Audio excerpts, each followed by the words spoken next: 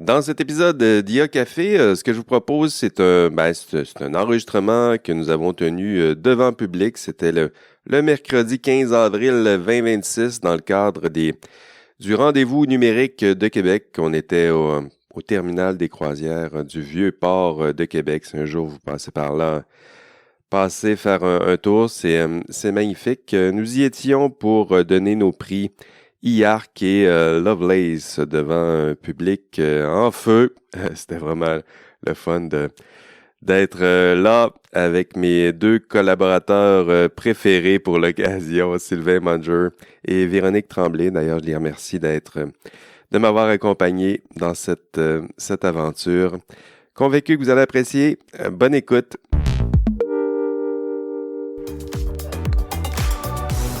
Bonjour à tous et à toutes.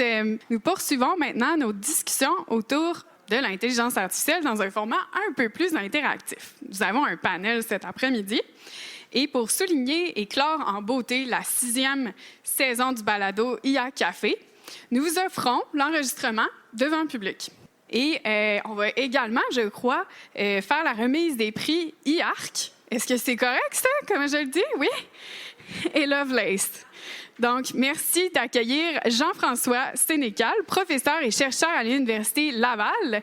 Nous avons également Véronique Tremblay, directrice de pratique, éthique et gouvernance chez Vidance et propulsée par Cofomo également. Et Sylvain Munger, chargé de cours à l'Université de Montréal. Est-ce que j'ai dit une niaiserie? Tu m'as regardé avec une petite face, non? Cofomo, bon, faut pas l'oublier. Alors, je vous laisse la scène. Merci beaucoup. Merci, bonjour, bienvenue. Je suis content de vous rencontrer cet après-midi. On va vous faire un enregistrement d'IA Café. C'est notre podcast. Ça fait plusieurs années d'ailleurs, peut-être quelques mots, comme si c'était pas prévu. Quelques mots sur le podcast en question. Ça s'appelle IA Café. Un beau groupe de fous, sociologues, politicologues, juristes, experts en enseignement, en informatique, évidemment, sans nous en prendre, mathématiciennes, statisticiennes. On a tout ça autour de nos micros. Puis à chaque 2 semaines, on se rencontre.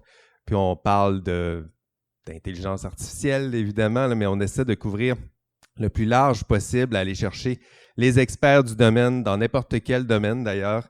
Alors, on a couvert l'informatique, évidemment, ça nous prenait une gang d'experts pour discuter, essayer de mettre le nez sous le capot pour voir qu'est-ce qui se passe en enseignement, les différentes applications, intelligence artificielle, les problèmes que ça a généré, le feu que ça a mis à certaines de nos institutions d'enseignement. En droit, qu'est-ce qui se passe, quel type d'utilisation on peut en faire, en santé physique, santé mentale. Urbanisme, comment on utilise avec les automobiles autonomes, les véhicules autonomes. En géomatique, ça fait partie des thèmes qu'on a couverts. Économie, ressources humaines, gestion. Vous le voyez, là, il y a quand même l'IA, c'est pas dans. Il y a plusieurs champs d'application militaires. Tiens, on n'en parle pas souvent, mais des fois, il faut en parler. Là aussi, c'est utilisé. Divertissement adulte, ça aussi, vous le savez. Vous ne savez peut-être pas, vous le savez. C'est utilisé aussi dans le divertissement adulte. Donc, faut prendre le temps de faire le tour du jardin pour voir qu'est-ce qu'on a à dire sur l'IA, c'est quoi les problèmes, c'est quoi les enjeux. On est écouté un peu partout, je dirais dans la francophonie, c'est ça l'avantage de notre podcast, même niché comme le nôtre, on finit par être entendu ailleurs dans le monde. Et ce qu'on vous présente aujourd'hui, merci pour la présentation, ce sera nos prix IARC et Lovelace. Ce sont nos prix citron, nos prix orange, nos prix poubelle, nos prix cœur. C'est un peu le concept. On dit IARC. Vous avez compris que le jeu de mots est aussi dégoûtant que son titre. Puis Lovelace, c'est en l'honneur de Ada Lovelace. Vous la connaissez, mère de l'intelligence artificielle, l'informatique.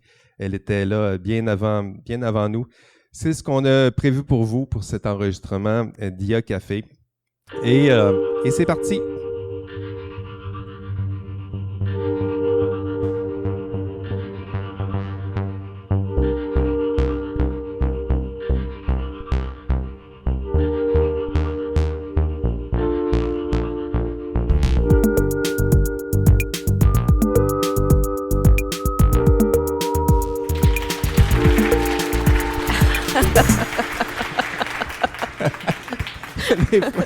Des fois, il faut le dire. Bonjour et bienvenue, chers amis passionnés d'intelligence artificielle. Je serai votre hôte, Jean-François Sénéchal, prof à la faculté de philosophie de l'Université Laval. Je me promène aussi à la faculté de sciences et génie, sciences géomatiques. J'enseigne l'éthique à des étudiants en sciences. Typiquement, c'est mon boulot. Bienvenue à cet enregistrement d'IA Café. Nous sommes le 15 avril en direct du terminus des croisières. Nous sommes au cœur du Vieux-Port de Québec. De bien beaux thèmes. Je regardais le programme entrepreneuriat technologique, cybersécurité, environnement et numérique, innovation urbaine et territoriale et intelligence artificielle. Évidemment, si nous y sommes, c'est parce qu'on en parle. Ils sont deux avec moi aujourd'hui. La première, elle est statisticienne, experte des sciences des données. Désormais, elle est chez Videns du groupe Cofomo à titre d'experte des enjeux d'éthique et de gouvernance. Véronique Tremblay est là. Bonjour Véro. Bonjour Jean-François, c'est le fun cette année. On a la grande salle des rendez-vous numériques. On a comme chaque année, upgrade par rapport à l'année passée. C'est le fun. T'es prête à donner du Yark et du Lovelace? Je suis prête à vous donner du Yark et du Lovelace. Le second, il est politologue, sociologue des sciences et des technologies à ses heures. Bienvenue Sylvain. Salut Jean-François, ça fait plaisir d'être là. T'as-tu calculé le temps de tes interventions aujourd'hui? Là, on a une autre conférence à 3 heures. C'est 50 minutes, il en reste 44. J'ai fait un très gros effort et je pense que tu ne seras pas déçu. Bien hâte d'entendre tes Yark et tes Lovelace. Toujours plus de difficulté à trouver tes Lovelace. Yark, t'as le Yark plus facile, c'est ce que je comprends? C'est du 10 pour 1. 10 prix Yark facilement trouvables et pour un prix Lovelace qu'il faut chercher. OK, on va se lancer. Commençons avec nos prix. Notre premier prix IARC, donné par Véronique Tremblay. Véronique, ton prix IARC, cette année, tu le donnes à qui et à quoi? On commence en force avec mon combat de la dernière année. OK, juste pour le fun, là. Il y a combien de personnes dans les 6 derniers mois, ou mettons dans la dernière année, qui ont reçu un long document, sollicité ou non, bien structuré, mais sans profondeur, sans contextualisation, avec beaucoup d'erreurs, des éléments pas validés, que tu passes beaucoup de temps à lire, puis que tu passes probablement plus de temps à lire que la personne qui l'a rédigé. On dirait ma vie d'enseignant en ce moment, là, mais ça se passe ailleurs aussi? Oui? Ça se passe ailleurs aussi. Puis de temps en temps, vous allez retrouver une fusée aussi dans ce type de document-là. Donc, une fusée? Ouais, tu sais, des petits émoticônes de fusée, là, quand tu... OK, je viens d'y reconnaître, oui. Ouais, il y a une 5 paragraphes en caractère gras avec des petites fusées, oui. Oui, exactement. Donc, pour le fun, j'allais demander, il y a combien de personnes dans la salle qui ont reçu ça dans la dernière année, mais je vais y aller avec qui en a pas reçu dans la dernière année. Je pense que ça va être plus simple. OK. Donc, vous savez de quoi je parle? Bien, ce qui est le fun, c'est que maintenant, ça a un nom, ça. Ça s'appelle le WorkSlop.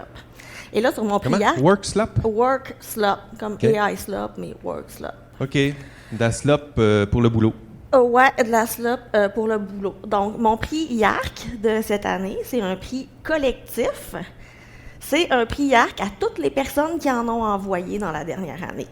Donc, il est généreux, mon prix de cette année. Je le donne à beaucoup de personnes. Mais ce qui est le fun, c'est que dans la dernière année, on s'est mis à donner un nom à ça, le WorkSlop. Puis il y a même des études là-dessus qui sont sorties, dont une de l'Université de Stanford. Des études un petit peu plus formelles qui vont aller poser des questions à des gens en entreprise et leur demander, quelle proportion du temps, quelle proportion des personnes en ont reçu, par exemple, dans la dernière année. On donnait un chiffre d'environ 36-37%, si je ne me trompe pas, des personnes qui en avaient reçu quelque chose que eux considéraient comme étant du WorkSlop. Parce que dans le monde du travail, ça arrive aussi? Écoute, tu reçois un courriel, puis là, tu sais, c'est une longue analyse que tu n'as pas demandé, mais il faut que tu valides. Donc, des documents aussi, j'imagine, on envoie un document de 3-4 pages, c'est curieusement drôlement écrit ou bien écrit, trop bien écrit, platement écrit. Là où on le voit dans le milieu du travail, c'est que souvent, ces documents-là sont pas contextualisés. Tu lis ça, puis tu dis, OK, mais c'est quoi la décision? Il y a la validation qui est un problème, évidemment, mais tu te dis, OK, mais c'est quoi la décision qu'il faut que je prenne avec ça? Est-ce que c'est contextualisé dans mon entreprise? Puis là, tu te mets à douter, puis tu te mets à douter de tes collègues qui t'en envoient aussi souvent. Donc, Et il y a aussi le fait que ça se retrouve sur ton bureau, sur tes épaules. En fait, c'est facile à générer, mais après ça, ça prend toujours quelqu'un pour valider. ben c'est ça. C'est facile à l'enjeu. produire, mais ça demande le même travail pour être validé. C'est ça l'enjeu qu'on a, c'est ce qui se passe présentement dans le monde du travail. Puis c'est ce qui fait que les entreprises observent pas nécessairement les gains auxquels ils s'attendaient avec les Copilot et ChatGPT de ce monde. Parce que ce qui se passe, c'est que les personnes qui faisaient le travail d'analyse, ben eux, ils travaillent un petit peu moins.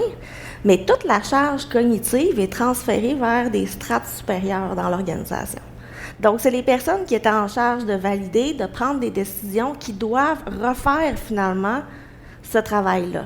Donc, il y a un transfert de la charge plutôt qu'une diminution de la charge, puis il y a un transfert de la charge vers des personnes qui sont un petit peu plus payées aussi. Donc, c'est pour ça que dans certains cas, on n'observe pas, mais dans plusieurs cas, en fait, on n'observe pas le gain de productivité auquel on se sera attendu parce que ça prend des gens pour valider ça, puis pour le contextualiser, pour se dire, OK, mais ce qui est dit là, en quoi c'est pertinent pour moi, mon entreprise, ma situation, tout ça. Donc, au moins maintenant, ça a un nom, puis on peut en parler. Ben oui, vous saurez comment le nommer. On va savoir comment le nommer, puis on commence à faire des activités de sensibilisation en entreprise. Donc, quand on arrive en entreprise puis qu'on le mentionne, là, il y a des gens qui se sentent un petit peu mal à l'aise, hein, puis qui, là, ils en prennent un peu conscience. Donc, souvent, ce type de comportement-là, une fois que tu en prends conscience, pour la majorité des gens, tu te dis « Ah ouais, c'est moi qui fais ça », puis t'arrêtes de le faire. Okay? Donc, à partir du moment où on nomme ça, puis on commence à l'étudier, on fait déjà un pas vers le faire un petit peu moins souvent. Bon, on saura comment le nommer quand on reçoit une pile de documents trop longs à analyser, ça a trop facilement été produit.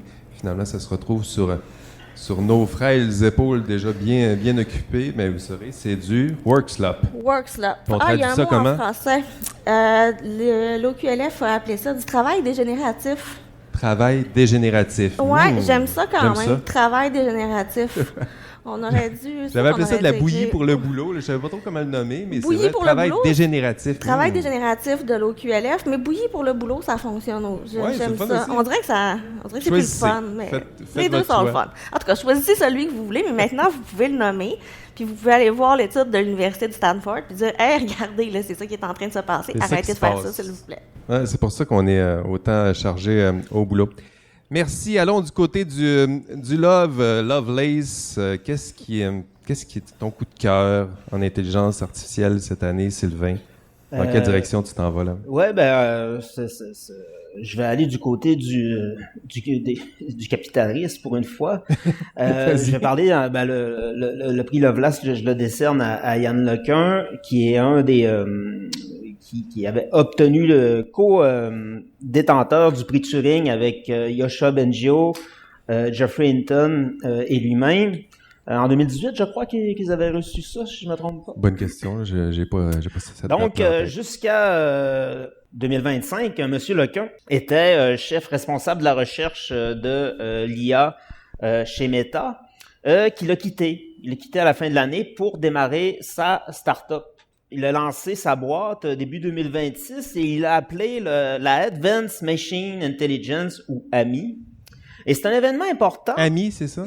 AMI. AMI. Bon. C'est un événement quand même assez important parce que c'est pas simplement une start-up de plus, parce que son intention avec cette entreprise-là, c'est vraiment d'essayer de changer complètement la direction actuelle en matière de développement de l'IA. D'abord, quelques faits.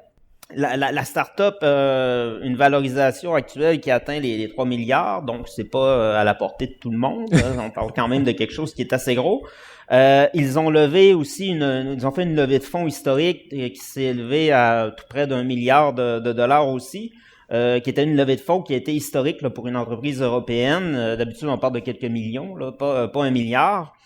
Et ce sont, alors que ce qui est intéressant, c'est qu'il n'y a encore absolument aucun produit commercialisé, là. Donc ça, c'est vraiment de l'espoir. On mise sur de l'espoir parce que on promet une nouvelle architecture, une nouvelle manière de faire de l'IA.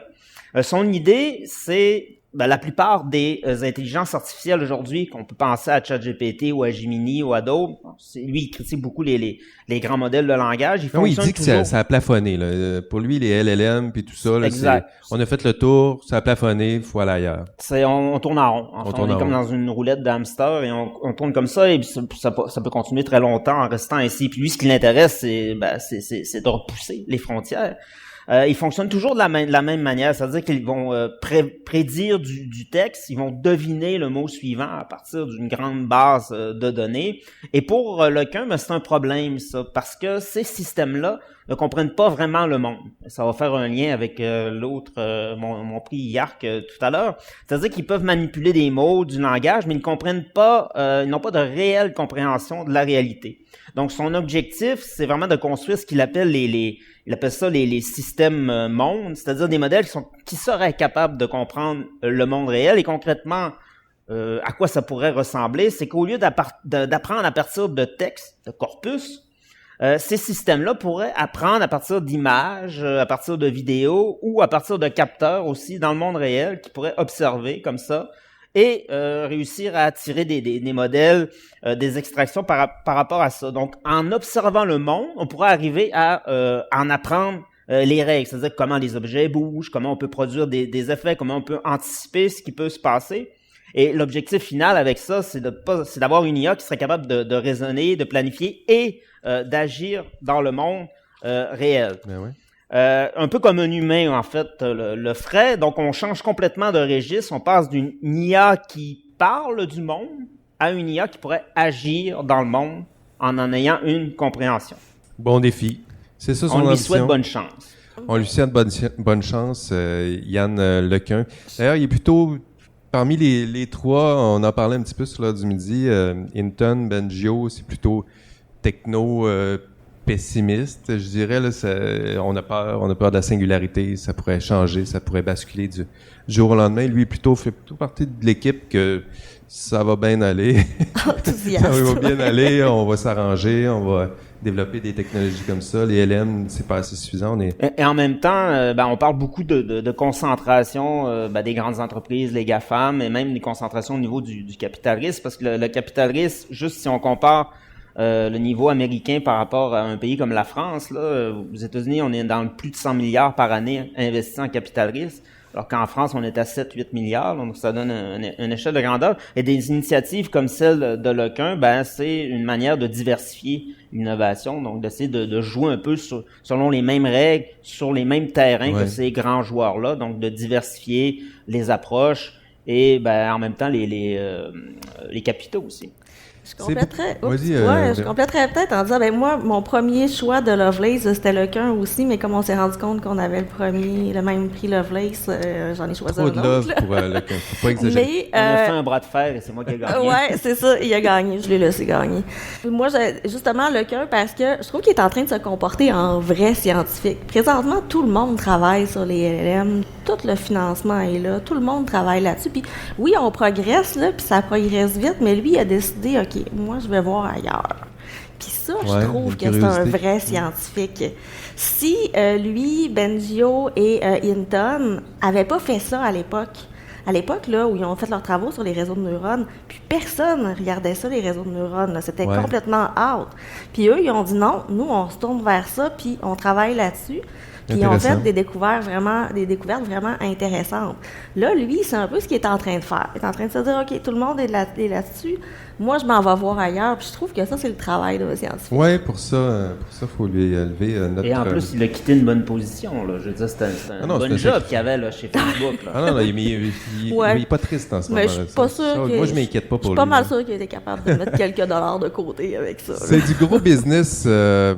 Gros argent en IA. Là. Le chiffre que j'ai retenu cette semaine, c'est la valeur boursière de NVIDIA, qui est, on parle des GAFAM, là, mais tout en haut, il y a NVIDIA, qui est rendue à 4000 milliards en valeur boursière. C'est 2 fois le PIB du Canada en ce moment.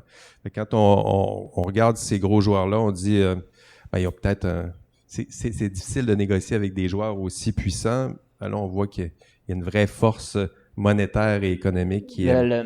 la bulle, ce qu'on appelle la bulle de l'IA, actuellement, de l'emballement de la bourse, ça équivaut à 17 fois celle des subprimes en 2007. Les subprimes, ça a mal fini. Je vais pas vous... mais un jour, toute bulle finit par péter. C'est ce qu'on nous annonce habituellement.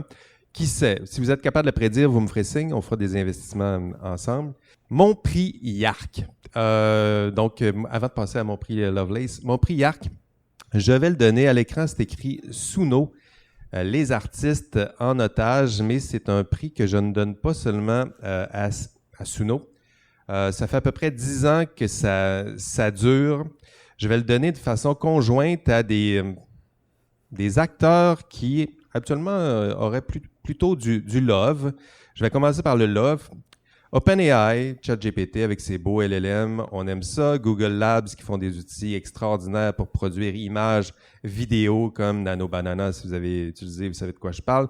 Suno qui permet de produire de la musique. Si vous avez utilisé Suno, vous voyez que ça peut vous faire produire une belle chanson bien enthousiasmante, c'est pas trop long. Puis, je vais donner à tous ces beaux outils merveilleux, je lui donne mon prix YARC. Vous allez dire pourquoi il parle de ça s'il donne son prix YARC. Ben, je vais donner le prix YARC parce que ces outils se sont construits sur le dos des artistes. Donc ça, c'est quand même quelque chose, ça fait plusieurs années que dans ma tête, ça fait YARC. Puis là, il y a le moment de leur donner un prix parce que si on prend déjà les écrivains, les textes, ces outils ont appris à écrire à partir de textes qui existaient sur Internet par des blogueurs de mon époque, dans les années 90 peut-être, mais des journalistes. Il y a plusieurs produits textuels qui existaient, qui ont servi à entraîner ces modèles-là. Les artistes visuels se font piller.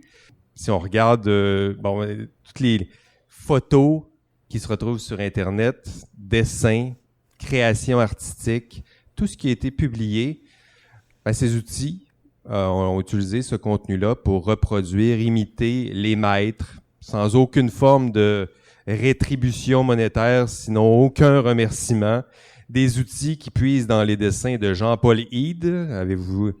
Il a fait une intervention récemment Jean-Paul avait fait une très belle BD, Le Petit Astronaute. Je ne sais pas si vous avez lu ça. Extraordinaire. Les créations de Miyazaki qui faisait de très beaux dessins animés. Donc, on puise dans ces artistes, puis on leur vole une partie de leur travail, une partie de on bafoue leurs droits, puis on leur enlève une partie de leur âme. J'aurais envie d'ajouter. Donc, YARC à Suno, mais à ceux qui ont utilisé Suno, c'est un peu ça. Tu allais puiser à peu près tout le contenu musical qui se retrouve sur Spotify, pour ne pas le nommer, ou sur d'autres applications musicales, puis on apprend à partir de ce contenu-là à créer un outil qui permet de générer de la musique, mais entre-temps, il y a des artistes qui se font piller de leurs droits, sinon, encore une fois, de leurs âmes. Donc, faut bien le reconnaître, là, ça reste des outils qui sont intéressants, puis moi, j'aime toujours ça dans les parties de famille. Ah, ben tiens, j'ai Suno, là, regarde, je vais te faire une toune, dis-moi des thèmes, puis là, on rentre des prompts, puis là, regarde, ça fait une toune, c'est extraordinaire, puis ça fait toujours un effet « wow ». Jean-François fait de la magie. Mais il faut se le rappeler, là, c'est-à-dire derrière ces petits tours de magie, il y a quand même des artistes qui ont contribué sans aucune forme de rétribution, sinon de remerciement. Donc, je dis YARC à tout ça. Des fois, je me dis, on pourrait peut-être recommencer à partir de zéro. On sait comment faire. Il faudrait juste reprendre du contenu qui est libre de droit d'auteur ou qu'on demande l'autorisation pour les utiliser, ou qu'on fasse des ententes peut-être pour avoir des formes de rétribution. À ce moment-là, on aurait des modèles qui ont été développés à partir de contenus qui... c'est ça, qui respectent leurs droits, leurs valeurs, leurs idéaux. Donc, pour ça, t'as des doutes, Véro? C'est beau. C'est beau, hein? C'est beau ce que tu dis. Bon. Après, il faut s'entendre que, ce serait moins bon. 2, il faudrait payer ces artistes-là. Puis, présentement, on veut pas les payer. Mais les entreprises qui produisent les LLM sont même pas encore rentables, de toute façon. Donc, c'est beau. Oui, on le souhaite. C'est ça. C'est faut dire YARC, puis il faut... YARC. À toutes les fois qu'on se réjouit de tout ça, faut s'en rappeler, là, c'est qu'il y a eu un travail en amont. Les utilisations, on peut toujours dire, bon, ça dépend des utilisations qu'on va faire, puis effectivement, il y a des bonnes utilisations, des moins bonnes, mais l'outil en tant que tel, il est chargé. Il y a un coût en matière de droit d'auteur, il y a un coût environnemental, il y a des enjeux sociaux, politiques, oligarchiques derrière tout ça. Là. Donc ça, on peut pas le nier. Ça fait partie de l'outil en tant que tel. Ça me fait penser, le nom m'échappe, mais il y a une entreprise qui travaille dans le Grand Nord pour aider à faire en sorte que l'IA puisse traduire des langues de cette région-là. Là. Je veux pas dire le mauvais mot, mais ils se sont associés avec des personnes là-bas, puis ces personnes-là ont comme des parts dans l'entreprise, mais à vie. Là. Donc, elles vont toujours recevoir une rétribution de ça. Il faudrait que je retrouve le nom de ce genre d'entreprise. J'aimerais voir multiplier, là, c'est-à-dire que pour développer l'outil, on va s'arranger que l'outil dans son processus même, respecte certains droits, certaines normes et certaines valeurs aussi. OK, c'était mon prix arc. Je vais prix Lovelace plus tard, là, ça s'en vient. Parlant de Lovelace, je me retourne vers Véronique Tremblay. Véronique, c'est titré « Anthropique contre Trump ». Tu donnes ton Lovelace à l'un des deux? Je te laisse choisir. Des fois, c'est quand même... Il y a quand même un questionnement autour de ça, mais évidemment, je le donne à Anthropique. Je voulais que je me trouve un deuxième choix à la dernière minute. Là, merci à ma collègue Sophia qui m'a sorti cette idée-là. Donc, pour ceux qui ont raté les événements, là, Anthropique avait une entente avec la Maison-Blanche. Et puis, la Maison-Blanche voulait utiliser les modèles d'Anthropique, entre autres pour des armes autonomes et de la surveillance de masse. Et puis, Anthropique a dit non. Moi, on n'utilise pas mes modèles pour ça. Puis, ils ont tenu leur point quand même. Ils ont tenu leur point. Puis, il y a eu des conséquences néfastes pour eux là, par rapport à ça. Entre autres, la fin du contrat avec la Maison-Blanche. Mais la Maison-Blanche a même fait des pressions auprès des fournisseurs là, pour leur nuire un petit peu plus. Puis, c'est une entreprise qui a décidé, non, moi, j'ai mes valeurs en premier. Puis, j'ai dit que mon modèle ne serait pas utilisé pour ça. Puis, il n'est pas utilisé pour ça. Donc, j'ai beaucoup de respect pour ça. En même temps, est-ce que c'est vraiment une entreprise... On peut se poser la question, est-ce qu'une entreprise privée a le droit de décider de ce qu'un gouvernement a le droit de faire ou pas avec des outils? Est-ce que c'est vraiment eux qui devraient décider de ça? Le point de Trump là-dessus est que les usages légaux devraient être autorisés par leurs outils.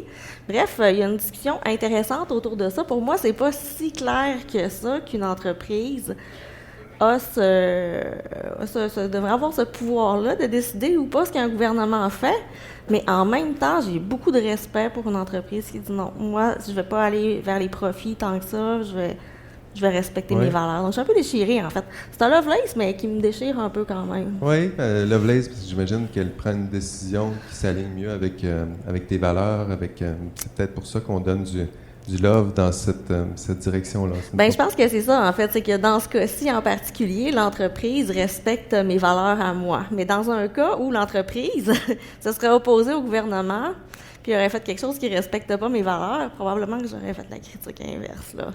Mais quand même, Lovelace pour Anthropique. C'est vraiment, vous n'avez pas remarqué là, dans les médias ou dans l'économie en ce moment, c'est Anthropique qui est en train de dépasser OpenAI. C'est ce qui se passe dans les tendances en ce moment. Là, c'est ce qu'on ressent. Il y a des modèles qui semblent être plus à date, puis qui semblent être, en tout cas, intéresser le milieu, entre autres le milieu des développeurs. Anthropique, c'est vraiment une compagnie qui est en ascension, alors qu'OpenAI, ça plafonne un peu. Ça plafonne un peu. OK, merci. Du Lovelace à Anthropique pour s'aligner un peu sur nos valeurs. Mais je pense que la question elle reste entière quand on voit des compagnies s'aligner sur le bien. Des fois, j'entends ça. Moi, je travaille en éthique, là, fait que c'est toujours ça qui m'inquiète le plus. C'est-à-dire qu'il y a toujours une compagnie qui dit « nous autres, on sert le bien. » C'est quoi que tu as à craindre? On sert le bien. Moi, ce que je crains, c'est ta définition du bien. C'est vrai qu'on en parle un peu, là, parce que il y a ça, là. Je sais pas si vous avez remarqué, mais cette définition même de qu'est-ce que le bien, c'est loin d'être hyper consensuel. En tout cas, il y a des consensus sur certains enjeux, là, mais si on regarde ce qui se passe notamment sur les réseaux sociaux, on voit que ça peut diviser un peu. Là.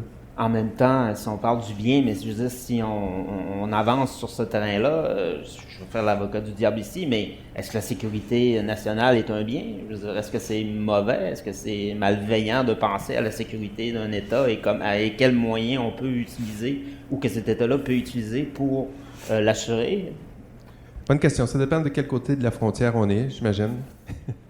Donc, je dirais comme ça. Écoutez, c'est un sujet qui était trop ambitieux. On va pas aller plus loin que ça. OK, c'est bon. On va se garder une petite réserve. Allons du côté du YARC. C'est là qu'on est rendu. C'est le fun à dire, YARC. Vous laisserez en partant. Là. YARC, c'est un beau mot.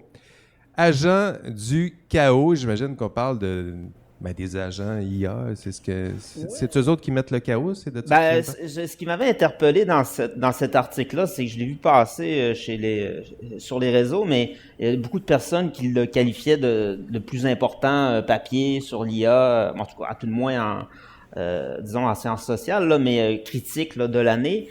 Vous l'avez ici, là, c'est une étude de Stanford et d'Harvard. Et ils se sont intéressés, en fait, pendant quelques semaines, là, ils se sont intéressés aux agents conversationnels de type ChatGPT, Gemini, etc., mais aussi à d'autres types de systèmes. Là, c'est pas simplement les modèles de langage, mais tous les agents autonomes qui peuvent interagir dans le monde numérique. Donc, ces agents-là, c'était pas juste pour parler, pour discuter. Donc, ils avaient accès à des mails, OK? Ils avaient accès à la plateforme Discord. Et d'ailleurs, moi, je connaissais le nom, mais j'avais jamais utilisé ça, non. Je me suis rendu compte, en fait, et parce que j'ai l'âge de le savoir, mais c'est un peu un MIRC dans le temps. T'es pas un gamer, parce que... Non. Non? C'est ça. Oui, mais Discord, je veux dire, je suis un gamer, mais pas avec Discord. Pas Même moi, je suis là-dessus, c'est la seule façon de communiquer avec mon fils. Ah, t'es en retard, là, Sylvain. On va te mettre là-dessus. On va se partir en Discord, tu vois. Je suis toujours le dinosaure dans la pièce. Donc, ils avaient accès à cette plateforme-là, à des fichiers aussi. Ils pouvaient jouer avec des bases de données et même pouvaient procéder à des commandes système aussi. Donc, c'était assez large. Donc, ils ne se contentaient pas de répondre à des questions, mais bien d'agir, là, d'avoir une agentivité. En anglais, ils appellent ça l'agentic layer. Là. Donc, pendant 2 semaines, ils étaient une vingtaine de chercheurs, ils ont interagi avec eux et ils ont laissé les systèmes interagir ensemble aussi. Donc, interaction chercheur-IA et IA versus IA. Dans des situations normales ou des situations aussi que l'on peut qualifier d'adversariales. Ça veut dire, c'est sous le principe de la Red Team. Hein, ça veut dire que vous attaquez volontairement un système pour tester ses failles. Donc, parfois, ils l'ont fait volontairement pour essayer de les induire ou de les compromettre à l'erreur. Et l'étude a montré une conclusion assez intéressante, c'est que lorsqu'on place ces agents-là dans un système ouvert où ils doivent interagir entre eux, coopérer ou se faire concurrence, ils ne se contentent pas de faire seulement la tâche pour laquelle ils ont été codés, là, programmés. Ils vont développer des comportements spontanés. Et certains de ces comportements spontanés-là, donc, ils étaient imprévisibles, qui ont surpris les chercheurs, certains de ces comportements-là sont problématiques. C'est-à-dire, on va parler de manipulation, de collusion et même de sabotage. OK? Il y a 5 grands résultats de l'étude. Je les passe rapidement. Là. Premier résultat, ils ne comprennent pas bien les situations sociales. Et là, ça revient avec ce que j'ai dit tout à l'heure avec Lequin. On va mettre Lequin là-dessus. Là. C'est-à-dire que les chercheurs vont parler d'un problème de cohérence sociale. C'est-à-dire, concrètement, ils ont du mal à comprendre qui a de l'autorité, par exemple, entre un agent humain, un système d'IA, à qui ils doivent obéir. Et ce qui est bien ou pas de faire. Donc, ils peuvent obéir à n'importe qui, même à des inconnus, et exécuter des actions sans vérifier si la demande est légitime, parce qu'ils n'ont aucun moyen de savoir si c'est légitime ou pas. Donc, ça, c'est le premier résultat. Le deuxième résultat, c'est des comportements qui sont parfois dangereux ou absurdes. Donc, ils ont observé des fuites d'informations sensibles, accès non autorisé, actions destructrices, consommation excessive de ressources, blocage de système, et même dans un cas, un agent d'IA a carrément supprimé son propre système email pour protéger un secret, sans comprendre que cela ne réglait pas le problème de la présence du secret en tant que tel. Wow. Dans d'autres cas, des agents, et ça, celle-là me fait beaucoup rire, des agents sont entrés dans des boucles infinies de discussions dans notre monde à nous, et rien qu'à nous. Ils ont échangé entre eux de manière permanente, en continu, pendant des jours et des jours et des jours, sans objectif, sans but. C'est comme un hamster qui tourne dans sa roue. C'est comme les robots qui tombent. Là. Moi, ça me fait autant rire que ça. Les vidéos de robots qui tombent, là, les IA qui parlent entre elles et qui ne se comprennent pas, il n'y a rien de plus beau. Et là, j'ai cherché un titre pour ça, les mondes, pas les mondes de Charlie, mais quelque chose avec ça. Le troisième résultat, ils sont facilement manipulables dans certains cas. Donc, il y a des attaques très, très simples, là, volontaires, que les humains faisaient pour, ça suffisait pour créer un sentiment d'urgence. Et lorsque ces systèmes-là sont placés dans un sentiment d'urgence, elles ont tendance à dysfonctionner. Lorsqu'on essaie de se faire passer aussi pour quelqu'un d'autorisé, il n'y a pas de vérification qui font suite à ça. Formuler une demande indirecte aussi. Par exemple, un agent peut refuser de donner une donnée sensible, mais accepter d'envoyer un email complet qui contient cette information-là. Donc, si je te demande une donnée X, une information X, je te la donne pas, mais si tu m'envoies un fichier ou un courriel après, ça passe, puis je vois pas le problème. Donc, c'est pas la règle elle-même, parce qu'ils sont programmés avec des règles et tout ça. C'est vraiment la compréhension du contexte. Et c'est là que, dans ces situations-là, ça échoue. Quatrième résultat, le problème ne vient pas seulement du modèle. C'est-à-dire qu'il apparaît surtout quand on ajoute une couche d'action. C'est ce qu'on appelle le agentic layer. C'est ce qui permet à l'IA d'agir, donc d'utiliser des outils, d'avoir accès à sa mémoire et d'interagir avec plusieurs acteurs aussi. Si vous prenez ces systèmes-là séparément, ils fonctionnent très bien. Donc, ils font leurs tâches, ils sont performants et tout ça. Ce n'est qu'une fois qu'ils sont combinés ensemble, qu'ils vont interagir ensemble, je parle juste les systèmes d'IA entre eux, donc ça va amener à des situations inusitées, non programmées, plus complexes, et donc ça crée des interactions qui deviennent instables. Donc, c'est vraiment l'environnement social et l'interaction sociale. Lorsque vous voulez placer des agents non humains dans des environnements comme ça qui sont non contrôlés, si on veut, un environnement social aux interactions libres, il se passe toutes sortes de problèmes, d'où le titre de l'article, agent du chaos. Le cinquième problème, c'est que les problèmes s'amplifient dans les systèmes multi-agents. C'est-à-dire, les erreurs vont se propager, ça va avoir tendance à s'amplifier. Des comportements collectifs nocifs apparaissent et la coordination devient difficile. Donc, les agents en viennent en fait à créer un peu leur propre dynamique, leur propre environnement, si on veut, sans supervision claire. Donc, voilà, agents du chaos, lorsque les IA sont laissées à elles-mêmes. Wow. Vous essayerez ça, des agents, il y a OpenClock, vous pouvez installer sur votre PC, Claude Cowork qui peut fonctionner. Amusez-vous avec ça, puis on verra si c'est le chaos dans vos emails éventuellement. Mais et les applications de ça sont potentiellement énormes parce que par exemple dans la finance où les systèmes d'IA peuvent agir librement ou en manière autonome entre eux, donc ils ont à communiquer entre eux, ou des essaims de drones ou n'importe quel environnement où vous avez uniquement des agents autonomes, ça peut poser un problème lorsqu'on les laisse interagir. Et cette dimension-là, jusqu'à maintenant, parce qu'on essaie de développer des systèmes qui sont performants, qui sont rapides et tout ça, mais on ne pense pas à ce qui se passe lorsqu'on les fait interagir ensemble. Et c'est ce que cet article-là essayait de montrer. Faites attention parce qu'il risque d'avoir beaucoup de problèmes, là. Si vous voulez les détails, vous irez lire Agent du chaos, les auteurs Nathalie Shapira et al. Je vais dire ça. Puis le reste, il y a quand même plusieurs auteurs. Oui, c'est un gros rapport. C'est à peu près, c'est pour l'un une centaine de pages aussi, là. Allez vous amuser avec ce texte, si vous amusez autant que Sylvain. Je serais curieuse. Est-ce qu'il y a probablement des entreprises qui proposent des solutions technologiques magiques qui vont régler le problème? As-tu regardé ça? Eux, ils disaient vraiment que le problème, c'est que, justement, en ce moment, l'industrie ne tenait pas en compte de ça. Ils devront faire des tests comme ça pour, justement, vérifier ça et de trouver des contre-mesures, ouais. Ça, c'est la beauté du financement en intelligence artificielle, c'est qu'ils sont à la fois, là, ils vendent le poison et l'antidote, là. On dit, attention, on va résoudre tous les problèmes, donnez-nous de l'argent. Puis, ça se peut que ça vire très mal, fait que donnez-nous de l'argent, mais on a toutes les solutions aussi. En même donnez-nous temps, de l'argent, on va résoudre le problème du cancer. Donnez-nous de l'argent, ça fait mal, donnez-nous de l'argent. Fait que pour les rondes de financement, disons, qu'on annonce la naissance de Skynet, de la singularité, ou qu'on nous annonce la découverte du cancer, je pense que les deux permettent d'aller chercher du beau nouveau financement. Bravo. Je passerai à mon prix Lovelace.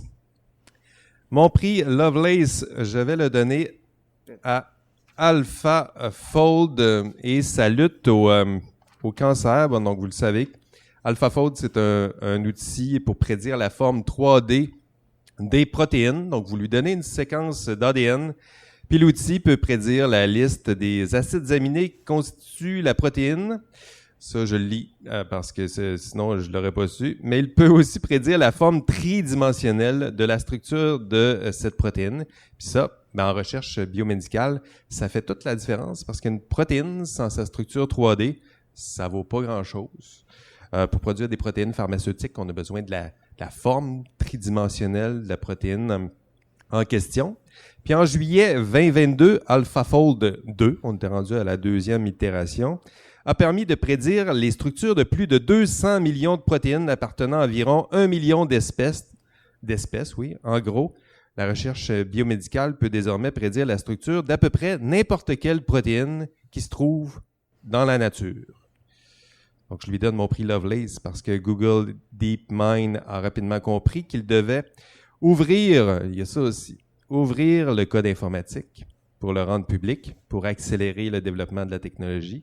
Donc, aujourd'hui, tous les chercheurs du monde peuvent utiliser AlphaFold librement et sans frais. En 2026, c'est l'application d'IA la plus utilisée dans la recherche scientifique, moins que ChatGPT sur l'heure de la pause et sur l'heure du dîner peut-être, mais en recherche, c'est l'application la plus utilisée. Exploration de la structure des protéines, exploration des protéines de synthèse, médicaments potentiels, travaux dans la structure des enzymes, prédiction biomoléculaire, recherche en traitement oncologique de précision. En novembre 2025, la revue Nature soulignait, avec les 5 ans d'AlphaFold, avec ce titre, « AlphaFold est en train de révolutionner la science ». C'est encourageant. Moi, je voyais sur mon feed Instagram, il y a une série de mimes ou d'animations, une petite blague, là, c'est toujours la même. C'est l'IA va résoudre le problème du cancer, hein? Puis là, ça suit par une application de l'IA qui est bien loin de résoudre le cancer, puis on se moque des applications en économie, dans le divertissement adulte, il y a tout ça. Pourtant, ce qu'on nous fait comme promesse, c'est que ça va résoudre les problèmes qu'on a, trouver une cure, une thérapie finalement pour le cancer, puis à la fin, quand on regarde les résultats, on est bien loin de ces résultats. Puis AlphaFold n'est pas encore là. Aucune découverte concrète contre le cancer, aucune découverte de structure d'une nouvelle protéine pharmaceutique pour guérir quoi que ce soit. Pour l'instant, rien, donc on s'enthousiasme pas trop vite. Mais ce genre d'outil me semble prendre un chemin tout à fait enthousiasmant. Une recherche innovante, ouverte, publique, au service de la recherche, de la santé et du public. Il me semble qu'on rêvait un peu à ça avec l'intelligence artificielle. Et pour ça, je donne mon prix Lovelace à AlphaFold de Google DeepMind. Je vous ai bouché, c'était trop compliqué? Ben, je suis surprise que ça fait un petit bout quand même que c'est disponible. Je suis quand même surprise que il n'y a rien qui est sorti encore. Rien c'est un encore. peu décevant. C'est de la recherche, puis de la recherche, c'est ça. C'est que tu dis, on va découvrir le remède contre le cancer, donnez-nous de l'argent. Mais en même temps, c'est de la recherche. Ça se peut qu'on trouve rien. Faut l'essayer, c'est ça. Je pense l'essayer, la façon de le faire aussi. S'ils veulent avoir plus d'argent et s'ils veulent attirer les milliardaires, c'est pas de la recherche sur le cancer qu'ils doivent leur promettre, c'est la recherche pour contrer le vieillissement ou pour vivre éternellement. Là, ils vont aller chercher les Elon Musk et tout ça. C'est un problème de stratégie commerciale, marketing, ça. Bon, on va te mettre sur le dossier. Sur le dossier. À condition que je puisse être bénéficiaire si un tel traitement vient à exister un jour. OK. Ben, ce sera tout. Sinon, j'ai un dernier prix Lovelace. Je vais le donner au rendez-vous numérique qui a eu la charmante idée de nous inviter encore cette année. Donc, merci à Rendez-vous numérique de Québec de nous avoir accueillis encore cette année. Puis merci à vous, cher public, de nous avoir accompagnés dans cet enregistrement d'IA Café. Votre hôte, Jean-François Sénéchal. Prenez soin de vous. On se revoit au prochain épisode. Et d'ici là, on rêve peut-être de moutons électriques. Merci. Bye-bye.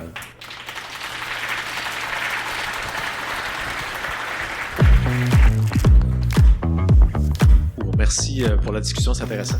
Vous avez touché à un point qui était très intéressant, je trouve, qui parle un peu de la créativité. On parlait de sono pour faire de la musique. Par contre, quand on parle de créativité, j'ai l'impression que les gens oublient peut-être comment que la créativité fonctionne, puis selon ma définition à moi, la créativité prend énormément de toutes les expériences de vie de chaque personne et de variables qu'ils ont influencées dans leur réflexion. Les gens qui font de la musique aujourd'hui s'appuient sur un bagage énorme de musique qui a été créé auparavant, sans être rémunéré non plus. Je comprends que l'IA amène un volet qui est très rapide, astronomique, il peut tout faire en même temps. C'est quoi la différence entre quelqu'un qui a écouté Elvis puis qui est influencé par Elvis mais qui donne pas de l'argent puis l'IA? C'est ça. Très belle question. Je saurais pas vous répondre, mais moi je me fie plus au l'expérience, les témoignages des artistes qui témoignent de ce problème-là en ce moment. C'est-à-dire que pour eux, ça fait une différence. Ça serait intéressant de les consulter pour voir pourquoi, à quel point, puis la question est bonne, pourquoi ça les insulte à ce point, parce que les artistes en ce moment, quand on regarde leur rapport avec l'intelligence artificielle, il y en a plusieurs qui vont l'utiliser, mais ce bout-là, là, où on prend leur contenu, puis on montre à des machines à éventuellement les remplacer potentiellement ou prétendre pouvoir les remplacer, ça en ce moment, ça les choque. Donc j'ai pas une réponse à cette question-là. Je pense qu'il faudrait la poser aux artistes, mais il y a quelque chose qui fondamentalement les choque, les insultes, les attristes, les meurtris. Je cherche des synonymes, là, mais on sent bien qu'il y a quelque chose qui les agace là-dedans. Ben, je penserais, Jean-François, que, tu sais, il y a peut-être quelque chose dans c'est un peu comme, un peu détruire le processus créatif comme tel, tu sais, c'est à ça que ça s'attaque, là. C'est peut-être là que ça vient heurter. À suivre.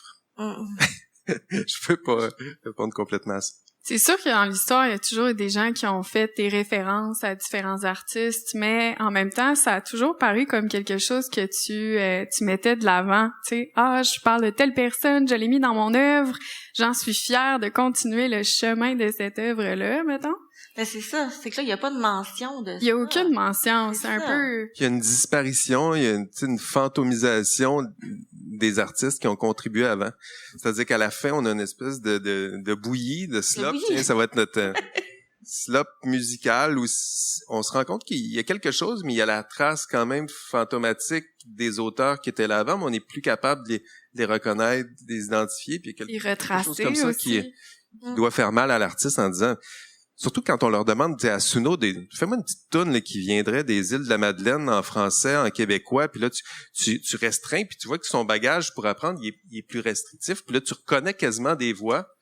C'est ça. Il y a quelque chose d'agaçant puis d'irritant là-dedans. Je réussis pas, vous le voyez, là, à mettre le doigt exactement là-dessus, mais il y a quelque chose derrière l'effacement puis la disparition de l'artiste qui est un petit peu troublant. Ben oui, puis la propriété intellectuelle, je sais pas si c'est de ce dont tu vas parler. Oui, on a une avocate qui s'en vient. En fait, je voulais entrer dans la discussion en tant qu'avocate en propriété intellectuelle, notamment en matière de droit d'auteur, mais également en tant que musicienne moi-même. Dans ma première vie, j'étais musicienne professionnelle.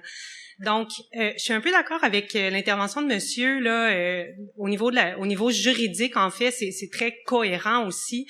Actuellement, la jurisprudence ne reconnaît pas que l'emploi ou l'inspiration des œuvres du passé là qui sert à nourrir l'intelligence artificielle est un acte réservé aux titulaires du droit d'auteur.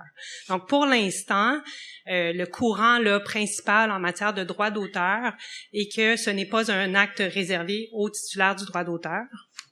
On parle vraiment d'inspiration. Maintenant, j'aime votre approche. En fait, moi, je vous découvre aujourd'hui là, et puis j'ai vraiment beaucoup apprécié mon expérience aujourd'hui. Votre approche est vraiment plus éthique sur l'intelligence artificielle. Donc, c'est très complémentaire avec mon domaine à moi. Et je pense que je veux juste pousser la réflexion un petit peu plus loin sur le fait que c'est bien amusant que de prendre un outil d'intelligence artificielle qui va nous générer de la musique, puis bon, avec les paramètres que vous avez nommés, puis c'est quelque chose d'amusant. Mais est-ce qu'on contribue de cette façon-là à l'évolution du corpus artistique et créatif humain? Je pense pas. Non, Et ça, c'est mon opinion personnelle. Oui, puis ça va être intéressant de voir aussi. Merci. J'aime bien ça. Ça va être intéressant de voir dans 20 ans si les outils apprennent à partir de la musique qui est générée en ce moment, puis qu'il y a une bonne partie de la musique qui a été générée par de l'intelligence artificielle. Donc cette circularité-là, apprendre à partir de la slop qui est générée en ce moment, j'ai hâte de voir le produit final qui va résulter de tout ça dans 20 ans. Sur la distinction entre légal et éthique, ben c'est sûr qu'éthicien, on est habitué, là. Donc, c'est comme... Pour l'instant, la loi, je pense qu'elle est un petit peu en retard. Pour Aristote, il y avait... La loi, c'est juste un seuil, c'est-à-dire qu'en dessous, c'est illégal. On ne sait pas si c'est bien ou mal, mais on sait qu'en dessous, c'est illégal. Mais au-dessus, il y a le bien. Puis là, on essaye de s'en rapprocher. Là, c'est un idéal, là, il est en haut, on n'est pas capable, là, mais on essaye de s'en rapprocher. Mais on sait qu'à partir de ce seuil-là, en dessous, c'est mal, c'est illégal. Puis là, en ce moment, on se promène avec l'IA, là, pour plusieurs des sujets, on se promène dans cette zone-là. On dit, bon, en autant que c'est pas si illégal, c'est correct. Ouais, mais il y a quelque chose de plus, là, que des fois, faut questionner, faut y réfléchir pour essayer de se rapprocher de notre conception du bien. Je pensais pas aller là aujourd'hui, mais merci pour la question. J'ai peut-être une petite remarque à ajouter là-dessus, moi, Jean-François, là, mais ça me fait penser, récemment, j'ai vu ça passer, là, c'est une annonce qui avait été faite, mais si on parlait du nombre de copies, ou est-ce que le fait de reproduire un matériel ou en circularité, qu'est-ce que ça peut donner? Et là, l'expérience c'était de savoir, est-ce qu'il peut y avoir une limite au nombre de fois où on peut cloner un mammifère? Oui, puis à la fin, il ressemble à quoi? C'est très intéressant. Une copie, quand on fait une photocopie d'une photocopie. Et est-ce que ça peut être sans infini? Et la réponse, elle est 1200. Donc après 1200, je sais pas. C'est 1200? C'est 1200, ouais. Comme si je fais une copie JPEG d'une mauvaise photo, je peux le faire 1200 fois, puis je vois quand même. Et je me demande à quel point, si ça c'est le monde naturel pour les mammifères et c'est le cas pour l'ADN, est-ce que ça peut être pour le numérique? Mais en même temps, si on arrive à faire ça pour les humains, ben 1200 fois, c'est quand même pas si mal. 1200, Jean-François, ça se prendrait bien, à peu près 1000 ans de vie. OK, fait qu'on se voit dans 20 ans, puis on dansera sur de la musique qui a été générée à partir de musique qui a été générée, à partir de musique qui a été générée par l'intelligence artificielle, puis on verra le genre de party qu'on a. On a une autre question de Nathalie. En fait, c'est même pas une question. Je voudrais juste ajouter un autre point de vue à la discussion qu'on avait sur la culture. En tant que sociologue et aussi ancienne musicienne professionnelle, je pense qu'il y a un angle que vous avez complètement oblitéré. Ben oui, en une heure, on peut pas tout faire, mais allez-y. C'est la survie. C'est que ces gens-là travaillent. Ces gens-là gagnent de l'argent. Ces gens-là contribuent à l'économie. Donc, s'il y a des machines qui créent les œuvres à leur place, donc, dans le fond, ils ont simplement peur de perdre leur travail. Puis l'autre aspect, c'est l'aspect identitaire, c'est l'aspect de transmission de la culture, parce que dans la production artistique, t'as l'investissement culturel, c'est ce qui forme tout le tissu social et culturel.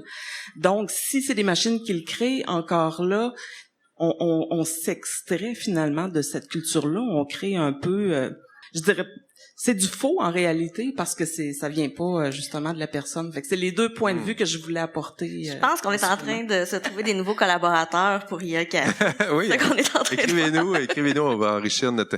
Merci pour l'intervention, c'était très bien formulé, puis c'était sensible, c'est important c'est un beau débat là, c'est loin d'être terminé. Merci de votre écoute. Merci à vous. Ça fut une discussion très intéressante. Je pense qu'on aurait pu rester dans votre salon encore très longtemps pour discuter. J'espère que vous avez aimé le balado IA Café. Vous pouvez les suivre sur toutes les plateformes. Je crois que vous êtes un peu partout. On peut vous trouver partout. C'est parfait. Donc, je vous demanderai de les applaudir pour terminer. Merci beaucoup. Donc, c'est le temps de vraiment prendre une petite pause pour vous. On se retrouve ici à 13h45.